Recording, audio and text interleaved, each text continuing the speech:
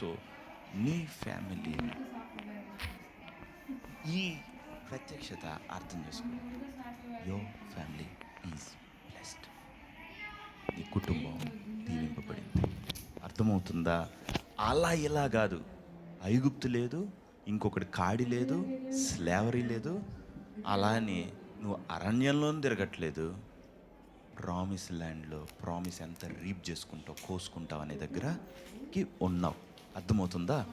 Right. So ఆ దేశంలోకి మిమ్మల్ని ప్రవేశపెట్టాడు. కాబట్టి మీరు ముట్టు ప్రతిదీ దీవింపబడితే. లేచి నుంచుందాం. కళ్ళు మూసుకోండి.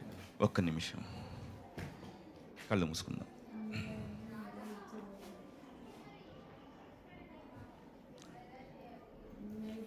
పాస్ట్ ఇయర్స్లో మీరు ఎంత పోగొట్టుకున్నారు, అది సిన్ ఆర్ కర్స్, తప్పు కనెక్షన్స్ అయినా, రాంగ్ రిలేషన్షిప్స్, అసోసియేషన్స్.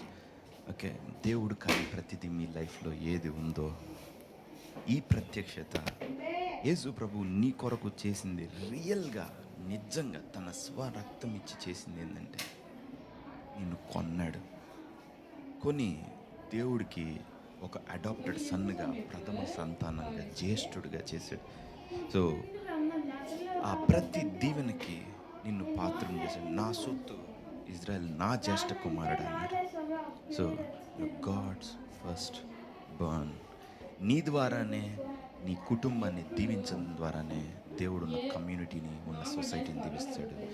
ఎంటైర్ జనాంగాలను దీవిస్తాడు. కాబట్టి ఒక పెద్ద ఆలోచన విధానంలోకి రండి. దేవుడు మనల్ని ఎలా చూస్తున్నాడు అనే దాని గురించి. రైట్. సో నిన్ను దేవుడు వర్ధిల్ల చేస్తేనే భూమిలో ఆయన కరువు లేకుండా చేయగలడు. నీకు ఇవ్వగలిగితేనే దేవుడు పేదోడికి అన్నం ఇవ్వగలుగుతాడు. ఓకే, నీ ప్లేట్లో పెట్టకపోతే నువ్వు కుక్కలకు కూడా పెట్టలేవు, కుక్క పిల్లలకు కూడా.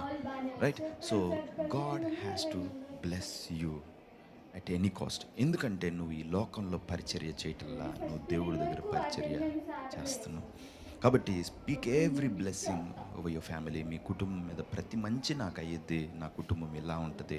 దేవుడు రాజ్యంలోకి నేను వచ్చేసాను, ఆయన నన్ను ప్రథముడిగా స్వీకరించాడు, ఆయన ఆలయంలో నేను పనిచేస్తున్నాను. కాబట్టి క్రితం పోగొట్టుకున్నది మొత్తం, కర్స్డ్ ఇయర్స్ మొత్తం God is going to restore. నా జీవితంలో తిరిగి వాటిని రెండంతలుగా ఇవ్వబోతున్నాడు. కనుక ఈ సంవత్సరం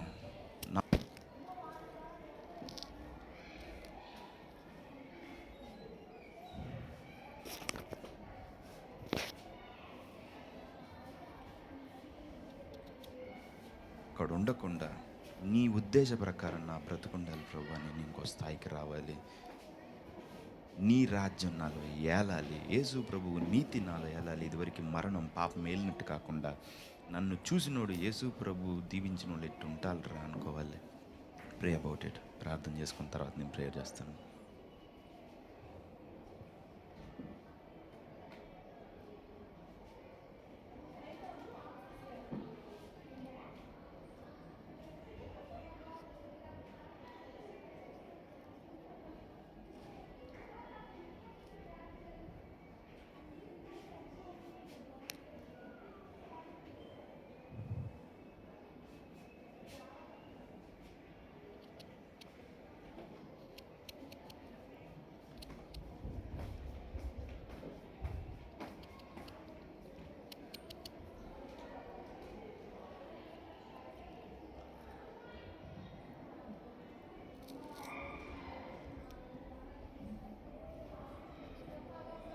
పరిశుద్ధుడు ఏంటంటే నీ పరిశుద్ధ నామమునకు స్తోత్రాలు ప్రభా.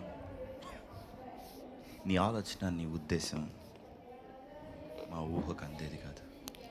అంటే అబ్రహాముకు నువ్వు ఇచ్చిన ఆశీర్వచనం యేసుక్రీస్తు ద్వారా అన్ని జనులకు కలుగుటకై, ఆయన ధర్మశాస్త్రం యొక్క శాపం నుండి మనల్ని విమోచించనన్నావు. నువ్వు మమ్మల్ని పాపం అనే కాడి నుండి మేము మృతులయ్యండుగా క్రీస్తుతో కూడా నువ్వు మమ్మల్ని బతికించావు. అది పాపం విషయంలో, అది శాపం విషయంలో, జీవితం అంతటి విషయంలో తండ్రి నువ్వు చేసిన మేలుకి నీ కృతజ్ఞతలు. మా కొరకు లోక పాపంలో మోసుకొని పో గొర్రె పిల్ల నీకు పంపించావు. మమ్మల్ని ప్రతి శాపం నుంచి విమోచించావు. యేసు ప్రభు రక్తం ద్వారా మమ్మల్ని నీ సొత్తుగా కొనుక్కున్నావు. దేవుడు తన స్వరక్తం ఇచ్చి సంపాదించిన సంఘమునన్నావు. సో మీరు జ్యేష్ఠుల సంఘమునకు వచ్చి ఉన్నారని.